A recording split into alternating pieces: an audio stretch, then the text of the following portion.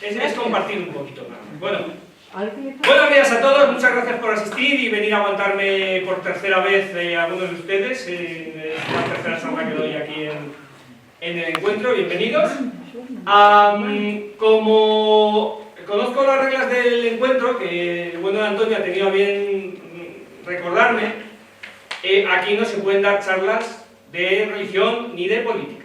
Tratamos de evitar esos temas así un poco más delicados. Así que simplemente les comento que esta no es una charla de política ni de religión, aunque tiene así pinceladas de religión y de política y de biología y de historia, pero no es de ninguna de esas cosas. Pretende ser una charla de filosofía, de pensamiento, sobre el que luego pues sobre ello se desarrollan otras cosas, incluyendo la política, pero no es la esencia de la charla.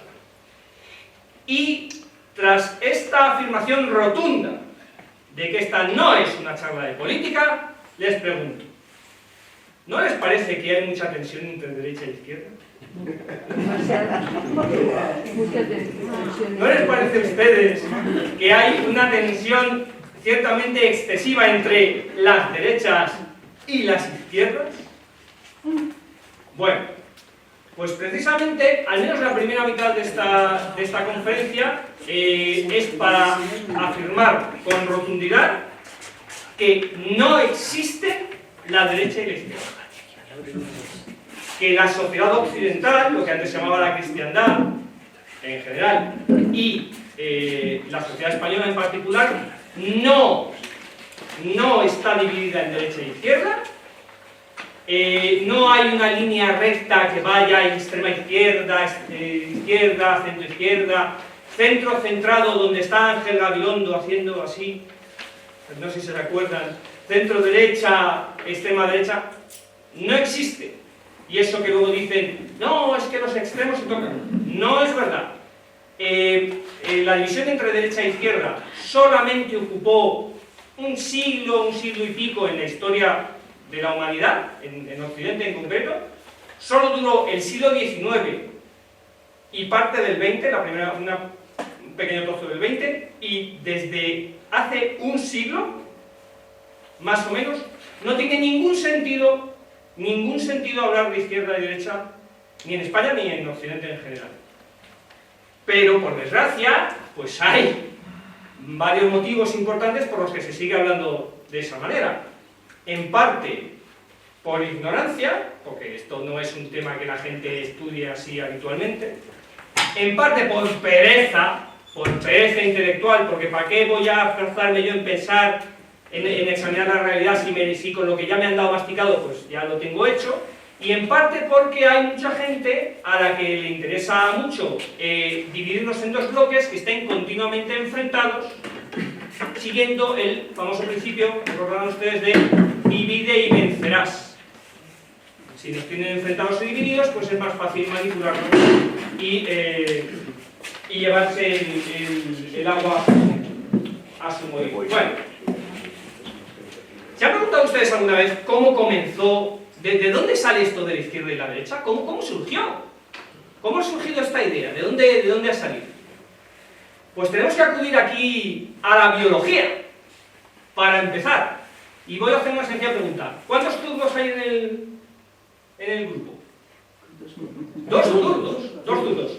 Si hay dos zurdos, todos los demás son diestros, con quizá un ambidiestro, una ambidiestra. Pero el 90 y pico % de la gente, tanto en este grupo como en la sociedad, somos diestros.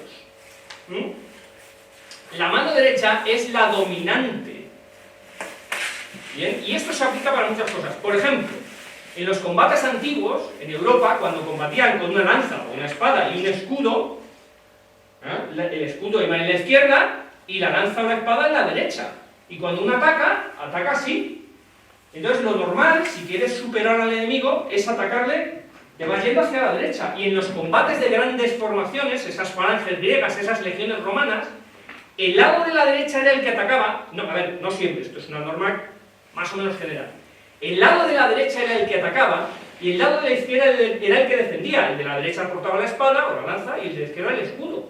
Entonces, ustedes ven en las batallas que el grupo de la derecha intentaba irse más hacia la derecha para poder rodear el escudo del contrario y darle. Entonces ven ustedes en las batallas como giran los enemigos así unos alrededor de otros, en las de Alejandro Magno, por ejemplo. El lado derecho era el agresivo, el atacante, el de confianza, el que tenía que vencer la batalla. Y los mejores comandantes, y normalmente los reyes o los que tenían el papel preponderante, dirigían desde la derecha. Y algún oficial de confianza, pero no el más importante, se quedaba defendiendo la izquierda. En los dos grupos, o sea, se daba la vuelta al campo de batalla, era exactamente igual. La mano derecha era la potente, la de confianza, la del ataque. ¿De acuerdo? Y eso se aplicaba a muchos otros campos. Incluso en la Biblia. ¿Dónde se sienta, después de resucitar, dónde se sienta Jesucristo? A la derecha del Padre. A la derecha del Padre. Jesucristo está subido, se pierde, y está sentado a la derecha de Dios Padre Todopoderoso. ¿Y por qué no a la izquierda? O sea, quiero decir, sospecho que a Dios le da igual. Pero nosotros, la derecha, pues esa es la dominante, la de confianza. Que esto no quiere decir que la mano izquierda no sirva para nada, porque cuando uno necesita hacer cosas con diplomacia, con tacto, hay que tener mucha mano, izquierda. No, déjale esta tarea delicada a fulano, que tiene mucha mano izquierda. La mano sutil, la mano de la diplomacia, de un poco de manejo así suave y tal. Pero, ¿quién es la mano derecha del rey? ¿Quién es la mano derecha del que gobierna? Él es mi mano derecha. ¿De acuerdo? Bien, vale. ¿Qué ocurrió entonces al principio? Voy a hacer un salto de la biología al parlamentarismo, nada menos. ¿Qué ocurrió cuando empezaron a reunirse los parlamentos en el segundo milenio de la era cristiana? Al principio del segundo milenio, el Parlamento de León, que se considera el primer parlamento de la historia. Pues que, a ver, el rey convoca al parlamento, quiere hablar a las cortes, quiere hablar a su pueblo, a los nobles, al clero, a los representantes de las ciudades o del vulgo, ¿de acuerdo? Entonces, lógicamente, no quieres tener a nadie detrás, porque no puedes hablar con alguien que está detrás. Entonces el rey pone aquí el trono, se sienta, tiene a la gente enfrente. ¿Y dónde se sientan los demás? ¿Dónde se sientan los demás confianza? ¿Dónde se sienta la mano derecha del rey? Pues aquí, a la derecha. Si yo soy el rey, ¿de acuerdo? Mi mano derecha se sienta aquí. El de más confianza se sienta aquí. Y los nobles principales se sientan aquí, a la derecha del rey. ¿Bien? Y conforme son de menos confianza, o de menos valía, o de menos recursos, o de menos influencia, se van sentando cada vez un poquito más hacia el centro. Y cuando ya han acabado los nobles, se sienta el clero, que va a continuación. Y cuando ya no queda más sitio, el resto se sienta para allá. ¿Dónde acaban los menos importantes, los más vulgares, los del vulgo, los del pueblo? En la izquierda. Y así es como surgió lo de la izquierda y la derecha. Los más nobles, los de más confianza, los con más recursos y más influencia, se sentaban a la derecha, exigían sentarse a la derecha del rey, y la mano derecha del rey era la que estaba aquí más cerca. Y los demás, el resto, por defecto, no por buscarlo, sino porque les habían dejado ese sitio, se sentaban a la izquierda. Bien, con el paso de los siglos, pasó la Edad Media, la Edad Moderna, esto siguió siendo exactamente igual, la derecha, tal, y entonces ocurrió que llegaron las revoluciones, la Revolución Francesa y las revoluciones liberales. Los ciudadanos, ¿vale? Los súbditos se proclamaron soberanos, se proclamaron ciudadanos, renegaron, rechazaron el poder real y dijeron: nosotros somos el pueblo, nosotros somos la nación, nosotros somos quienes tienen la soberanía, nosotros somos quienes tienen que regir las Cortes, quienes tienen que regir los parlamentos, quienes tienen que tomar las decisiones. Quitamos al rey, ponemos en su lugar a un presidente de la Cámara o a 2 o 3 presidentes de la Cámara, como hay el día hoy en los parlamentos. Está el presidente de la Cámara, actualmente es una mujer, la presidenta de la Cámara, que es la tercera institución del Estado. Pero para sentarnos nos tenemos que sentar de alguna manera. Y aquí cambia la cosa. Porque los revolucionarios que se decían ser representantes del pueblo, los que luchaban contra los poderosos, los que se habían rebelado, los que habían logrado derribar a ese rey, a ese poder, exigieron sentarse a la izquierda. Cuanto más revolucionario y más rebelde, más motivo tenías para sentarte a la izquierda, en contraposición a donde llevaban siglos viendo que se sentaban los nobles. Si los nobles llevan 700, 800 años sentándose a la derecha, nosotros queremos sentarnos a la izquierda. Y los más rebeldes, los más revolucionarios, querían sentarse a la izquierda. Y los que se consideraban entonces reaccionarios, los partidarios de la monarquía absoluta, se siguieron sentando hacia la derecha. Y en medio, pues una cosa así mezclada, ¿vale? Y así, ahí es donde pueden ustedes ver, pues, la primera imagen. Pueden ustedes ver una primera imagen donde hay a la izquierda los liberales, el liberalismo, y a la derecha el conservadurismo. No me voy a meter en Honduras, pero tengan en cuenta lo siguiente: todos los que estuvieran en contra del antiguo régimen, todos los que estuvieran en contra de los reyes absolutos, todos eran liberales. Todos. No había más etiquetas. Liberal. ¿Está usted a favor del antiguo régimen y de los reyes absolutos o en contra? Si está a favor, es usted un reaccionario, un tradicionalista, en el mejor de los casos. Y si usted está en contra, es un liberal. Así, todo junto. Y cuanto más revolucionario y más liberal, más a la izquierda se ponía. Y cuanto más conservador y más tradicionalista, más a la derecha. Pero el esquema era el mismo. Luego, entre los liberales, empezó a haber... Bueno, desde el principio había diferencias, pero aquello era un caos. O sea, no vamos a entrar, ya digo, en detalles, pero lo de las revoluciones era un caos.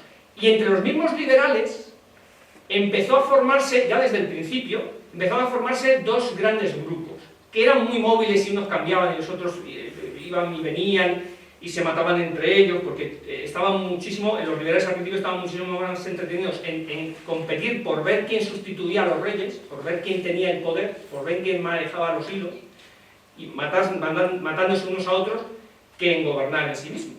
Pero empezaba a dividirse algo así como moderados y radicales. Más o menos, digamos que los radicales fueron los que acabaron poniendo la guillotina ahí y cargándose a todo el que les llevara la contraria, y los moderados eran los que querían los cambios, pero a lo mejor no cargarse a tanta gente, vamos, en pocas palabras. Durante el siglo XIX, esto fue lo que ocurrió. Había una izquierda liberal, ojo, lo voy a repetir por si no han prestado atención. Los liberales eran la izquierda. Vayan ustedes ahora al Parlamento nuestro, o a cualquier parlamento, y díganle a alguien de ciertos partidos: usted es un liberal. Sí, usted está en la izquierda, ¿no? Usted es de la izquierda, sí, usted es un liberal. Le puede dar un soponcio. Los liberales eran la izquierda, porque todo el que estuviera en contra del antiguo régimen era liberal. Y los reaccionarios parlamentarios, conservadores, eran la derecha.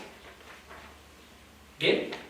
Pero es más, y esto es casi un chiste, los más radicales de los liberales, que luego se convirtieron en los socialistas, a lo largo del siglo XIX se fue desarrollando la ideología socialista, los más radicales, los socialistas, pues eran esos los que iban más allá, ¿no?, de los liberales, los más radicales de ellos, eran ultraliberales. Los socialistas eran ultraliberales. Imagínense ahora yendo a un socialista y diciéndole: ¡usted es ultraliberal! Bueno, pues sí. En el siglo XIX los liberales eran la izquierda eran los liberales y los socialistas eran ultraliberales, que es exactamente todo lo contrario de lo que, al parecer, hay hoy en día, ¿no? Bueno, pues como digo, a lo largo del siglo XIX se fue desarrollando una escisión, una ruptura. Hubo un grupo, ya digo, que fue cambiando, hubo muchísimos cambios y no tenemos tiempo para eso porque nos harían falta semanas de clase y no las tenemos. Pero hubo un grupo que se fue conformando a lo largo del siglo XIX, que fueron los socialistas, que en parte eran los, como digo, los más radicales de los liberales, y que a finales del siglo XIX se escindieron finalmente del bloque liberal y crearon sus propios partidos políticos, a finales del siglo XIX, por ejemplo en España en 1879. ¿Vale? Pero más o menos por toda Europa fue más o menos cambiándose así, unos partidos aparecían, otros desaparecían, hubo mucho movimiento, pero en términos generales, a finales del siglo XIX los socialistas formaron su propio grupo, que seguían siendo liberales. Si tú le decías a un socialista de finales del siglo XIX que no era liberal, le estabas insultando, porque ellos eran liberales, es decir, porque estaban en contra del antiguo régimen. Y esto siguió siendo así hasta aproximadamente la Segunda Guerra Mundial, hasta los años 30 del siglo XX, cuando definitivamente se conformaron tres grandes bloques ideológicos, que son los que existen hoy en día. Es decir, hace un siglo, más o menos desde los años 30 del siglo pasado, en un proceso que empezó a finales del siglo XIX y culminó a primeros del siglo XX, hubo un proceso en el que los socialistas hicieron su propio grupo, aparte de los liberales, y se crearon tres grandes grupos. Los antiguos reaccionarios partidarios del antiguo régimen se convirtieron en lo que hoy son los conservadores. Los liberales siguieron siendo los liberales, pero perdieron una parte sustancial de sus componentes, que eran los socialistas que crearon su propio grupo. Y esto se formó, como digo, hace ya un siglo. Es decir, hace un siglo, lo pueden ver en la imagen número 2, hace un siglo que hay tres grandes bloques ideológicos en Occidente en general y en España en particular, que son conservadores, liberales y socialistas. Y hay varias cosas muy importantes, tres, no dos, tres, no izquierda y derecha. Izquierda y derecha solo fue durante el siglo XIX y la primera parte del siglo XX. Tres grandes bloques. Y hay varias características muy importantes de estos tres grandes bloques, de esta situación. La primera es que ninguno de los tres está en línea con los otros. Ustedes, ¿a qué no ven ahí una línea? He hecho una esfera, un círculo, porque es más fácil de explicar. Pero no están en línea. Los liberales no son el centro de los conservadores y los socialistas, ni los socialistas son el centro de los otros dos, ni nada por el estilo. Es más, como digo, esto va variando. En el siglo XIX los liberales eran la izquierda. Ahora se habla de la derecha liberal conservadora. Los liberales eran la izquierda. Y luego están los malvados ultraliberales, pero los ultraliberales eran los socialistas. Las cosas cambian. Los socialistas, que estaban a la izquierda con los liberales, cuando eran parte de los liberales, se han apropiado del término de la izquierda para ellos. Ahora nadie duda que los socialistas comunistas, son la izquierda. Pero hace un siglo no era así. Hace un siglo los liberales eran la izquierda. Va cambiando. Pero lo importante es que no hay ninguna línea. Si quieren ustedes una imagen de los grupos que hay, esa es la imagen que pueden observar. Están equidistantes, como en un triángulo, o si lo prefieren un círculo dividido en tres quesitos, como en el Trivial Pursuit. Bien, esto es lo primero, no hay ninguna línea recta. Y si no hay ninguna línea recta entre derecha e izquierda, porque no hay derecha e izquierda, tampoco hay ultraderecha, ni ultraizquierda, ni punto. No es así. Esa es la imagen real de nuestra sociedad. Y ahora les voy a dar dos noticias más sobre ella. La primera: todos los ciudadanos, todos los que estamos aquí y todos en general, todos compartimos ideas de los tres grupos. Todos. Todos compartimos, en mayor o menor medida, cada uno en su proporción, ideas de los tres grupos ideológicos. Todos. Siempre hay uno que te tira más, ¿vale? Un poquito más o mucho más, siempre hay uno que te tira más, pero todos compartimos ideas de los tres. ¿Por qué? Le explico. Ley de Conquest de la política. Todo el mundo es conservador, dice Robert Conquest, todo el mundo es conservador en los temas, en las cosas que le tocan de cerca, en los temas que conoce bien, en aquellas cosas que son más cercanas. Voy a decir un poco más emocionalmente, las cosas que tocan más de cerca su corazón. Todo el mundo es conservador, todos. Así que todos tenemos una parte conservadora. ¿Sí? Vale. Pero todos tenemos ansia de libertad. Todos tenemos una parte rebelde y una ansia de libertad que a veces se te cruza un cable y haces algo que te pregunta tu mujer o tu marido, pero ¿por qué has hecho esto? Y no sabes por qué lo has hecho, pero lo tenías que hacer. Y eso no se muere dentro del espíritu de la persona, no se muere hasta que te mueres. Eso está dentro de todos nosotros para siempre, esa ansia de libertad. Todos tenemos una parte liberal. Todos. Y todos tenemos una parte socialista, porque como expliqué en mi conferencia anterior, el socialismo es la justificación ideológica de la necesidad del impulso que todos sentimos de imponer a los demás nuestra forma de ver el mundo y controlarlos. Es un impulso, en cierta forma, que si no lo controlas se puede convertir en tiránico. ¿A quién no le cabrea la manera en que su pareja o su amigo o lo que sea tal deja el cepillo de dientes o la pasta de dientes o la manera, o si mi mujer dejara un trapo en su sitio una vez, una, yo creo que yo creo que deja a mi mujer un trapo en su sitio un día y la tenemos que ingresar. Le da un ataque cardíaco. Digo, cariño, dejas un trapo un día.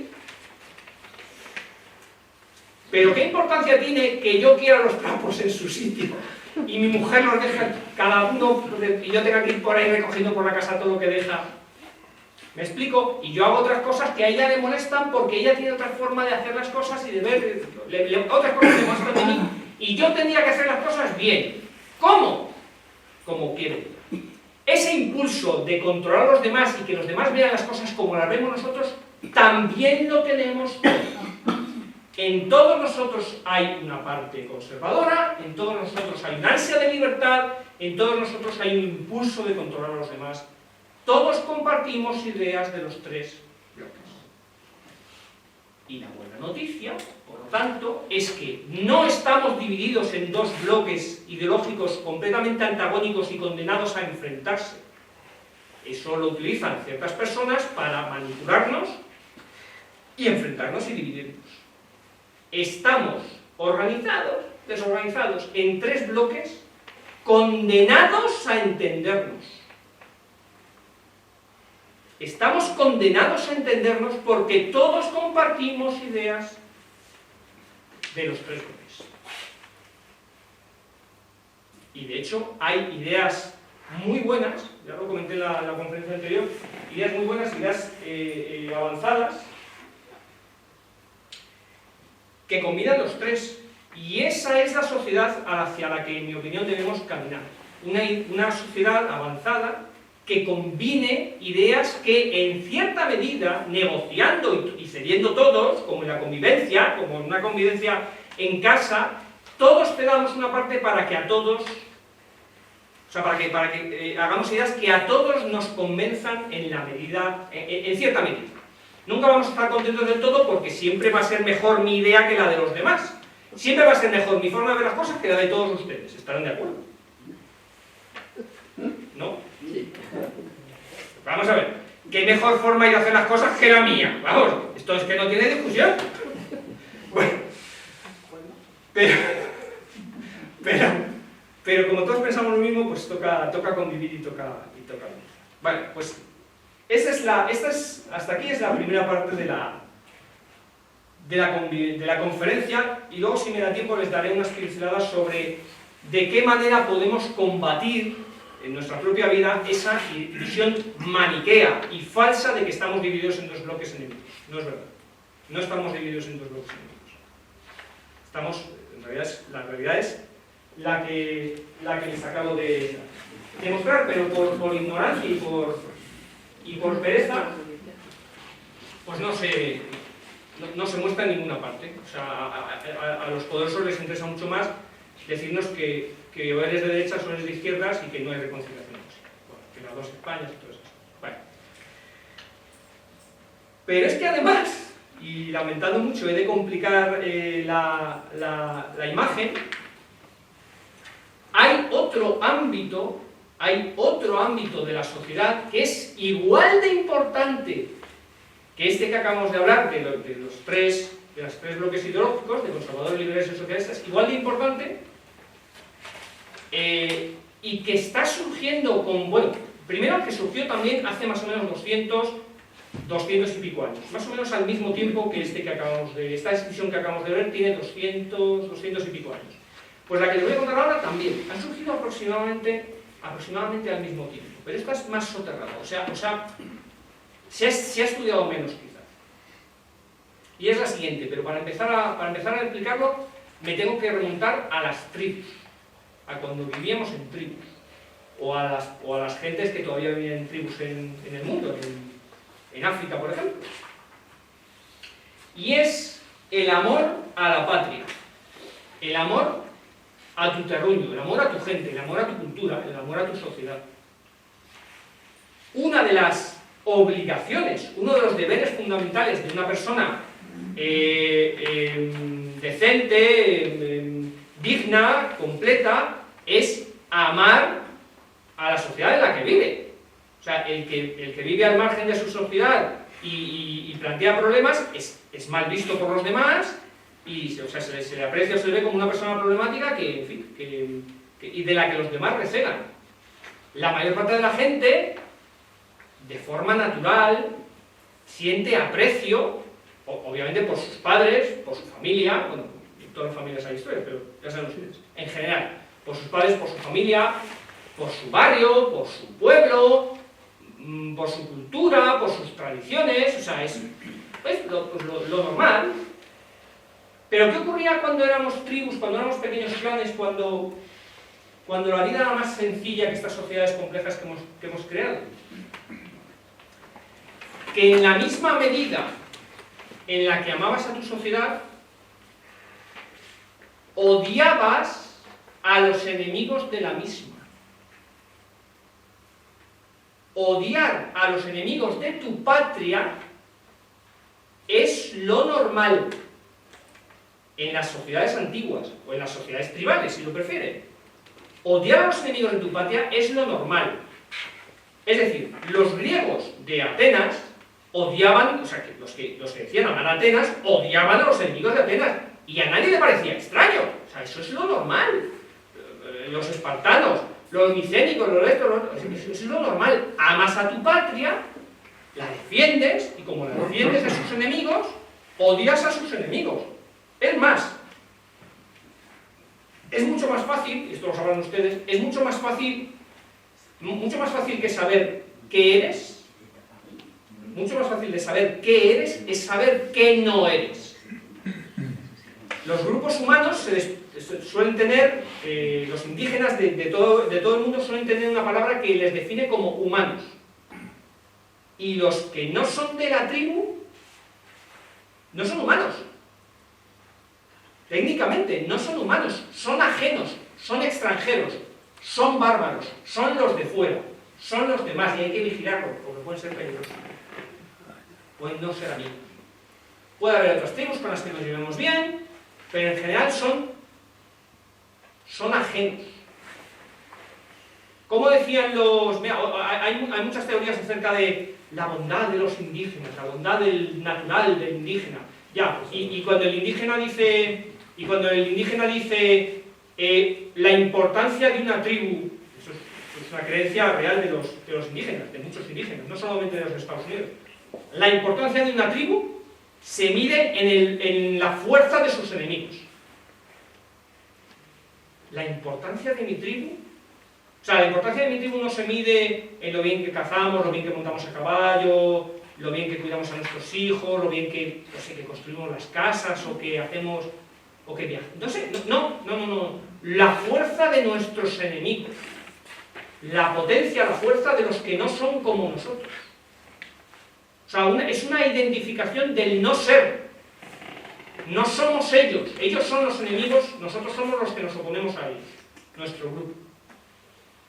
Como digo, odiar a los enemigos de tu patria era lo normal.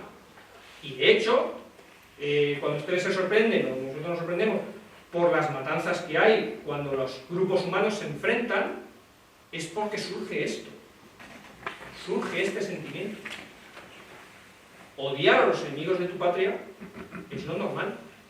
Tienes que hacerles daño y destruirlos para evitar que te destruyan a ti. Es lo natural. Y entonces hubo un acontecimiento que clavó un cuchillo, como el que corta una tarta, clavó un cuchillo en este sentimiento del patriotismo antiguo, del patriotismo tradicional, y después de 2000 años lo ha seccionado en dos. Ha habido algo que ocurrió hace 2000 años que clavó un cuchillo en este sentimiento del patriotismo que asocia amor a la patria, a la tierra de tus padres, a tu cultura, a tu tribu, no sé qué, con odiar a los enemigos, clavó un cuchillo en medio y lo ha seccionado para siempre. Y eso se llama cristianismo. El cristianismo es el cuchillo que ha partido en dos esa tarta del patriotismo. Porque el cristianismo dice, por eso esto que os voy a contar es propio del Occidente, no ha surgido en Asia o en África o en otros lugares, ha surgido en Occidente, ha surgido aquí. Porque el cristianismo dice, amarás a tus enemigos. Debes amar a tus enemigos. Porque amar a tus amigos es muy fácil, eso lo hace cualquiera, eso lo hacen los gentiles, los paganos, eso lo hace todo el mundo. No. Tú debes amar a tus enemigos. Ojo, puedes tener enemigos, porque por muy bien que tú intentes llevarte con la gente, hay veces que hay gente que te quiere hacer daño o que le importa un pito que tú te quieras llevar bien con ellos, ¿vale? Entonces, puedes tener enemigos, pero nunca debes odiarlos. Te puedes defender de ellos, pero no debe haber odio en tus acciones. Ostras, ¿y qué hacemos con el patriotismo? ¿Qué hacemos con la idea tradicional del patriotismo en la que odiar a tus enemigos es lo normal? Que se ha roto. Se ha roto. Se ha roto por completo. Hay una nueva idea, hay dos conceptos donde antes solo había uno. Donde antes había un solo concepto, y era lo mismo, estaba en el mismo saco, amar a tu patria y odiar a los enemigos de tu patria, ahora hay dos, porque debes amar a tu patria, pero no odiar a sus enemigos. Puedes combatirlos o puedes defenderte de ellos, pero no odiarlos. Y de hecho, esto ya lo ha adelantado, digamos que hay una serie de pioneros que se han expresado a este respecto en los últimos 50 años. Por desgracia están muy poco estudiados, esto no me entra en la cabeza, pero se ha estudiado muy poco, y en el mismo seno de la Iglesia, teniendo en cuenta que esta idea es una idea cristiana, en el mismo seno de la Iglesia esta idea es prácticamente desconocida. O sea, yo no entiendo por qué a nadie se le ha ocurrido pensar esto. Pero lo dijo, no sé si recuerdan ustedes, al general y presidente de la República Francesa, de la cuarta y luego de la quinta, Charles de Gaulle, el héroe francés de la Segunda Guerra Mundial, de la resistencia contra los alemanes y tal y cual. Pues Charles de Gaulle lo dijo. No debemos confundir, no recuerdo exactamente las palabras, pero no debemos confundir nacionalismo con patriotismo. El patriotismo es el sentimiento natural de amor por tu patria. El patriota hace las cosas por amor a su tierra. Bien, está ahí todo correcto. Vale. El nacionalista hace las cosas por odio a los demás. El patriotismo es amar a tu patria, que es lo normal, a tus padres, a tu familia, a tu barrio, a tu ciudad, al sitio donde veraneas, bien, lo que sea. Y el nacionalismo es odiar a los extranjeros, a los ajenos, a los otros. Y ahora son dos cosas distintas, por ese cuchillo que ha introducido el cristianismo en el medio. Y más rotundamente que él, lo dijo San Juan Pablo II, que tiene, y les animo a buscarlos, tiene varios discursos, varios, no uno, tiene varios discursos sobre el tema, en los que dice rotundamente, y esto es lo que digo y me entristece que la Iglesia no lo resalte más, pero lo dice negro sobre blanco. No se puede ser un buen cristiano sin amar a tu patria. ¡Pam! No se puede, o sea, no es que seas malo, no se puede. No se puede ser un buen cristiano sin amar a tu patria, a la tierra de tus padres, a la tierra que te vino a hacer, a la cultura que te ha criado, a aquella gente que te ha dado todo lo que eres. No se puede ser un buen cristiano sin amar a tu comunidad, por decirlo más así informalmente. Y no se debe confundir, dice también, con ese nacionalismo que odia a los demás y que los rechaza. Juan Pablo II los diferencia con la misma claridad, o más si cabe, que Charles de Gaulle. Son dos cosas distintas. Y esto es una novedad. Como digo, solo ocurre en Occidente. Esto no ocurría antes. Así que donde había un estadio normal de amor por tu tribu y odio por sus enemigos, ahora hay dos. Y en realidad hay tres incluso.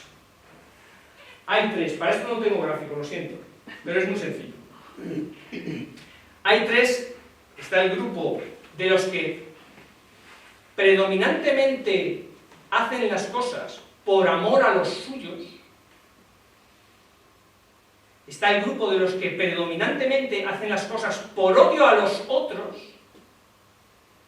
Y luego hay un tercer grupo que son los ácratas, los asociales, que siempre han existido, los anarquistas, los pasotas, los que no quieren saber nada de este. Son el grupo de los que no quieren estar en ningún grupo. ¿Vale? Así que tenemos dos ámbitos, el de los conservadores, liberales y socialistas, y el de los patriotas, nacionalistas y los ácratas, por decirlo así, los pasotas, los que no quieren estar en, los que si les preguntas, pero tú amas a tu país, esos. ¿Bien? Pues lo que ocurre es que esos dos grupos, esos dos ámbitos se combinan y fluctúan. De hecho, por ejemplo, les he hablado antes de cuando cayó el antiguo régimen y surgieron los grupos políticos nuevos. Las nuevas ideologías, los nuevos grupos ideológicos. Más o menos al mismo tiempo surgió una nueva ideología que es el nacionalismo. ¿Por qué? Porque los antiguos súbditos, aquellos que estaban bajo el gobierno de los reyes, se convirtieron en ciudadanos. Un ciudadano del siglo XIV, del siglo XV, del siglo XVI, de antes, o sea, obviamente sentía o podía sentir o no ese amor por su país, ese amor por su patria. Pero no era su patria como la posesión de un rey. ¿Me explico? O sea, no era suya, era de un rey. Pero amigo, ¿y cuando eres un ciudadano y votas y tienes parte en las decisiones que toma tu asamblea? ¿Qué ocurre? Que tu país pasa de ser tu país a ser tu país. Y ahí fue cuando surgió el nacionalismo. La identificación cercana de las masas, del pueblo, con los países. Sí, y se produjo un fenómeno parecido al que se produce cuando uno se monta en el coche. Ustedes tienen un espacio personal en el que si se te pega a alguien que no es de confianza, se le pega mucho, dices, ¿no? Que corra el aire, Marte, o sea, respeta mi espacio, o no me cojas mis cosas, o no me mangonees y tal, no igual. ¿Sabes lo que pasa cuando te metes en el coche y se te acerca uno, ¿Quién ha visto esa reacción? O sea, el aura personal del espacio, que respeta mi espacio, se traslada al coche. ¿Cómo, ¿Y este? Tú, listo, quédate en tu carril. ¿Bien? Vale. Pues eso mismo, a una escala muchísimo mayor, se creó con las naciones. Los antiguos súbditos pasaron a ser ciudadanos y se identificaron con sus países. Y las guerras, los enfrentamientos entre las naciones se volvieron todavía más terribles. Todavía más terribles, porque donde antes solo peleaban los soldados contratados, los pocos soldados que formaban parte de los ejércitos, pasaron a combatir en la Primera y en la Segunda Guerra Mundial millones y millones y millones y millones de hombres identificados con sus naciones. Las dos grandes guerras mundiales y muchas otras que ha habido en los dos últimos siglos, uno de los factores principales, si no el principal, ha sido el nacionalismo. El rechazo al ajeno, el rechazo al extraño, el intento de someter a los demás. Tanto es así que la Unión Europea, o al menos en su forma original, la Unión Europea es la alianza originalmente era la alianza entre Francia y Alemania para intentar dejar de matarse entre ellos. Porque llevaban un siglo, en 1870, en 1914, en 1939, matándose entre ellos y estaban desangrándose. La Unión Europea es el intento entre todos los europeos de dejar de matarnos entre nosotros y vivir en comunidad. Que luego haya salido bien o mal, eso ya es otra historia. Pero esta es una realidad que no puede ser ignorada. El nacionalismo, la identificación de la gente con su país y con los enemigos de su país o aquellos que son ajenos y extraños. Obviamente, el patriotismo es muchísimo mejor que el nacionalismo. Y de hecho, si examinan ustedes nuestra sociedad, España es probablemente el país menos nacionalista del mundo, uno de los menos nacionalistas. España no es nada. O sea, tenemos un problema, de hecho lo que decimos es que tenemos un problema con los nacionalismos, donde no voy a entrar. Pero España en sí no es nacionalista. ¿Por qué? Porque es profundamente católica. Y odiar a los enemigos está mal. Eso los españoles lo tenemos profundamente marcado a fuego en nuestro corazón. Odiar a los enemigos está mal. Puedes tener que combatirlos, puedes tener que defenderte, pero no está bien odiar a nadie. Por eso España es tan poco nacionalista. Lo que ocurre es que hasta hoy hemos confundimos nacionalismo con patriotismo. Y son dos cosas diferentes, precisamente por los motivos que les he explicado hace un momento. Lo que ocurre es que, una vez más, y no es algo de mi asombro, fíjense qué referente tan grande tenemos en San Juan Pablo II explicando eso. O sea, quiero decir que vayan a sus textos, lo ha explicado él perfectamente. Camilo José Cela. Fíjense de dónde sale uno sacando referencias. Camilo José Cela tiene una frase estupenda sobre esta diferencia. Nacionalista es el que, a ver si lo recuerdo bien, nacionalista es el que cree que su país, su tierra es la mejor de todas. Y eso no es cierto. Patriota es el que cree que su tierra merece todo el amor del mundo, y eso sí es cierto. ¿Me explico la diferencia? Por eso patriotismo y nacionalismo no solamente son distintos, es que prácticamente son opuestos.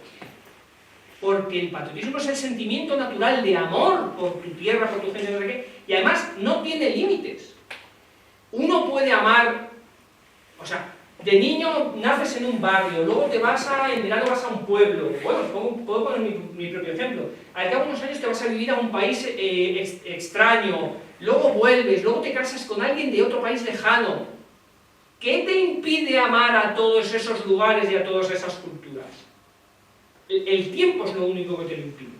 La capacidad de desarrollar el amor. Pero puedes amar al barrio en el que te criaste y a tu familia, amar a las familias de los vecinos con los que te criaste, que eran magníficas personas, amar a la gente que conociste en el pueblo donde jugabas de niño en verano, amar a ese país donde fuiste a vivir y pasaste unos años maravillosos, te casaste con una mujer o con un hombre que era de otro país, te lo llevaste al tuyo y tus hijos son mitad de uno y mitad de otro. No hay límite, excepto nuestras pobres capacidades humanas, para el amor que puedes sentir por las gentes y por los lugares. De la misma forma que no hay límite para el odio que puedas sentir si no tienes cuidado por la gente que no es como tú, es decir, por el nacionalismo, pero no hay ninguna necesidad. Si tú dejas que predomine en ti el amor por, pues serás un patriota. Y si permites que te ciegue el rechazo al ajeno y el extraño, pues serás un nacionalista. Y si te importa todo un pito, pues ya saben ustedes, serás un pasota, un ácrata, lo que sea. Bueno, pues para que entiendan un poco mejor visualmente... bueno, no, hay una cosa antes del gráfico. Hay varios movimientos internacionales o internacionalistas que engloban estos otros que les acabo de decir. Ha habido movimientos internacionalistas, ¿vale? Y ha habido movimientos, y ahora estamos hablando del globalismo. En realidad el primer movimiento globalista fue el catolicismo, porque de hecho católico quiere decir universal, o sea, se pretende una iglesia universal, ¿vale? Luego ha habido otros que más o menos lo han imitado, pero son diferentes, y son diferentes en la medida en si están basados, lo digo para que entiendan ustedes la configuración de la sociedad moderna, para que entiendan ustedes que si un movimiento está basado en el amor por los demás, en el respeto a su idiosincrasia, a su forma de ser, a sus valores y a sus creencias, es positivo y será, digamos, de tipo católico, y si por desgracia plantea o planea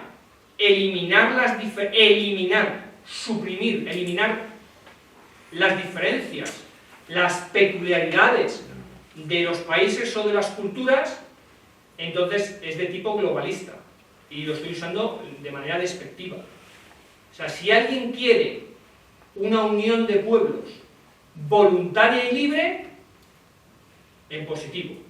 Si respeta las patrias, patriota, en positivo, basado en el amor. Si lo basan, por desgracia, en suprimir las diferencias y en obligar a todo el mundo a pensar igual, a comportarse igual y a hacer las mismas cosas todos, pues ahí es cuando tenemos un globalismo que, en mi opinión, es... O sea, que además pretende destruir las patrias, no amarlas, suprimirlas, no unirlas, sino unificarlas. Pues eso, tienes una forma de globalismo que es, en mi opinión, extremadamente negativa. Por eso los contrapongo. Pueden ustedes ver en la hoja número... Bueno, les voy a enseñar primero la 3, donde pueden ver ustedes los 3 grandes grupos ideológicos que les comenté antes. Simplemente que verán que he añadido que donde el grupo conservador toca a los liberales, pues ese es un conservador de estilo liberal. Sigue siendo conservador, pero a lo mejor tiene unas formas de pensar en general más liberales. O para el otro lado, más de tipo socialista. Y los socialistas tienen más de tipo conservador, más de tipo liberal, y los liberales más de tipo conservador y más de tipo socialista. Es decir, que no es homogéneo. ¿De acuerdo? Que cada uno tiene tendencia más para el lado y más para el otro, dentro del grupo incluso en el que uno tiene prevalencia, o el que uno prefiere. Y por el otro lado, en la página número 4, pueden ver ustedes que es el mismo gráfico, pero le he añadido 2 elementos. He dejado a los pasotas y a los ácratas fuera porque me lo han pedido ellos. Me han pedido que... Me han dicho, no, esto no lo metas. Yo les respeto, así que no los he metido en el gráfico. Pero pueden ver ustedes que he puesto en el centro el patriotismo y el catolicismo, porque supone una unión respetuosa de las características de cada uno. Es decir, porque promueve la convivencia libremente aceptada. Y por fuera he puesto el nacionalismo y el globalismo. Es decir, identifico nacionalismo con globalismo y con internacionalismo. Y ustedes dirán, ¿cómo alguien que es nacionalista va a ser a la vez globalista? Porque en realidad hay algo que les une a nacionalistas y globalistas, que es el odio por los patrios. El odio por los patrios, el odio por... al nacionalista, en términos generales, no le motiva tanto el amor por el presunto amor que dicen tener por su patria, como hacerle daño a los que odian. ¿Han conocido ustedes alguna vez a un forofo, a un fanático del fútbol que prefiere que pierda el otro equipo a que gane el suyo? Yo mi cuñado. Prefiere que pierda, o sea, no voy a decir qué equipo, pero prefiere que pierda el otro equipo a que gane el suyo. A mí se me hace. ¿No? O sea, no te gusta tu equipo. Tú lo que quieres es meter cizaña, hacerle daño ahí a una gente que a nadie. Esa gente no va a disfrutar. No va a disfrutar el fútbol. Pues esto es exactamente igual. Esto es exactamente igual. A los nacionalistas no les importa tanto que su patria va bien, es decir, de hecho les da exactamente igual como utilizarla como ariete, como excusa, como arma para hacer daño a los que ellos detestan o desprecian o odian. Y esa es la diferencia fundamental. Voy a ir concluyendo y quiero hacerles unas propuestas y unas peticiones. ¿Vale? Evidentemente, o sea, yo entiendo que esto es la primera vez que esta charla es la primera vez que la escuchan, es la primera vez que la doy. Les digo en serio, no me entra en la cabeza. Yo llevo preparando este material porque estoy escribiendo un libro exactamente sobre este tema. Llevo escribiendo material sobre esto un par de años. He utilizado en gran medida, se me ha olvidado mencionarlo, pero lo voy a hacer ahora, he utilizado en gran medida un magnífico ensayo, muy difícil de leer, se me ha hecho muy cuesta arriba, del gran ensayista español Juan Donoso Cortés, de 1841. En 1841. O sea, si yo digo, ¿cómo es posible que hoy en día nadie haya visto esto que he visto yo? ¿Cómo es posible? O sea, no soy tan listo, ¿cómo que nadie se ha fijado? Bueno, pues en 1841 Juan Donoso Cortés escribió la que se considera su obra maestra, Ensayos sobre el catolicismo, el liberalismo y el socialismo. No es que entonces él dijera ya lo que yo les acabo de contar, pero el mero hecho del título ya denota tres grandes bloques. Y es 1841, ni siquiera se había publicado el Manifiesto Comunista, que es del 48. ¡Qué visionario! El tío lo intuyó, lo vio venir. Lo vio venir. Ahí hay mucho material, ya digo, es un ensayo muy difícil, pero sobre todo la segunda mitad es muy útil para entender este proceso que yo les he contado. Y lo que yo querría es ayudarles a romper, la verdad es que ayudarles a vivir mejor. Ayudarles a vivir mejor, a romper esa barrera mental de es que hay que ir a la derecha, es que ustedes los de izquierdas. Respuesta. Les propongo. No, es que yo no creo que exista la izquierda y la derecha. En España y en el resto de Occidente hay conservadores, liberales y socialistas. Entonces, no me identifico. No, es que ustedes los de derecha no. Es que la derecha lo que tendría que hacer. Ya, pero es que como no existe la derecha, pues niego la mayor. O sea, es lo que yo les propongo. Nieguen la mayor. Nieguen la mayor. Niéguense a aceptar el enfrentamiento maniqueo entre dos grandes bloques. Nieguen. No lo acepten. O sea, liberen sus mentes. Vivan mejor, más relajado, más. Si esto que les he contado es verdad, ¿no? Si esto que les he contado es verdad, todo esto que nos venden de izquierda a la derecha es mentira. O sea, lógicamente, ¿no? Es mentira. No es verdad, no existe. O sea, no digo que no haya un enfrentamiento, pero no es el que ellos dicen. Es un enfrentamiento artificial que nos imponen para poder manipularnos. No es cierto. Y más tarde, más temprano, quiero decir, de verdad que no soy tan listo. Alguien más se tiene que estar fijando. Alguien más tiene que verlo. Eso por una parte. O sea, no acepten que hay dos bloques condenados a enfrentarse y que ustedes o son de uno o son de otro, o estás conmigo o estás contra mí. No es verdad. No es verdad. Estamos condenados a entendernos. Porque todos compartimos ideas de los tres. Son tres bloques, no están en línea y todos compartimos ideas de los tres. Todos. Y eso es lo que va a crearse en la sociedad de los próximos años. Ahora más o menos. Pero es hacia allí, hacia donde vamos, y no hacia el enfrentamiento de un bloque contra el otro. Por una parte. Y por otro, estén orgullosos, sugiero, estén orgullosos de ser españoles y estén orgullosos de su amor por la patria. Y desde luego, no odien, o sea, no sean como los nacionalistas. Estoy seguro de que aquí no hay nacionalistas, pero, como digo, se vive mejor sin... O sea, quiero decir, se puede tener pena, piedad, compasión por aquellos que viven instalados en el odio al diferente, al que piensa distinto, al que... A veces leo comentarios, si me permiten un ejemplo.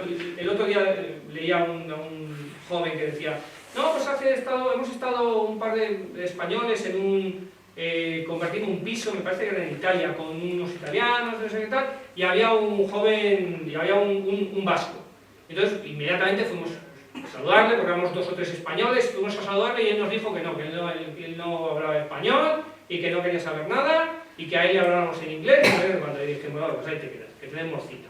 Al cabo de 3 semanas, el tío estaba más quemado que la pipa de un indio, porque todo el mundo le hacía vacío, porque a los españoles no le hablaban por petición propia, y los demás pasaban de él porque veían que si hasta los españoles piensan que es un imbécil, pues no le vamos a hacer caso nosotros. Al cabo de 3 semanas se le pasó la tontería, dice, y al cabo de un par de semanas estaba con nosotros, animando a la selección, y viendo los partidos de fútbol, y se venía de copas, porque tiene la misma cultura. ¿Y qué haces desperdiciando tu vida en odiar a gente que ni siquiera conoces? Que no conoces de nada. Abracen ese patriotismo católico de amar, pero no solamente a España, a todo.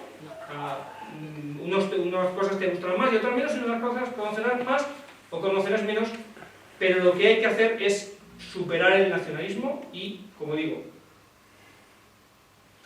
librar la cabeza de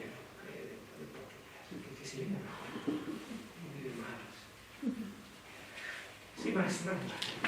Bueno, pues este es el esquema que les quiero comentar. Espero que les guste, espero que les haga ver las cosas de una manera más positiva. Ya sé que es un poco más complicado que lo de la derecha, pero de verdad que sirve mejor. No, hasta aquí la conferencia.